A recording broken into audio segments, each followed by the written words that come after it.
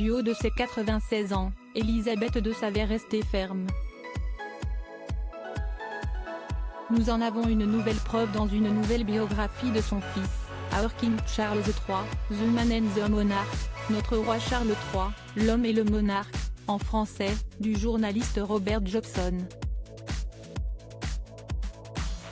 À paraître ce jeudi 13 avril au Royaume-Uni, ce livre, dont le Daily Mail a publié quelques extraits ces derniers jours, semble encore riche en révélations. On y apprend notamment que lors de sa dernière entrevue privée avec son petit-fils, le prince Harry, la souveraine avait imposé une condition à ce dernier. La reine a reçu Harry et Meghan au château de Windsor en avril 2022, alors qu'il était en route pour La Haye, détaille l'auteur. Elle a accepté de voir son petit-fils à condition qu'il voie et parle aussi à son père, raconte Robert Jobson, précisant par ailleurs qu'ayant accepté cette exigence de la monarque, le couple a été chaleureusement accueilli. Supérieur à Elisabeth II, ses plus beaux clichés avec ses petits-enfants et arrière-petits-enfants. La dernière audience de Harry avec Elisabeth II avant sa mort après la visite express des Sussex au château de Windsor le 14 avril 2022, le tabloïd The Sun avait relevé que les parents d'Archie et Lilibet Diana n'avaient pas vu le prince William et Kate Middleton.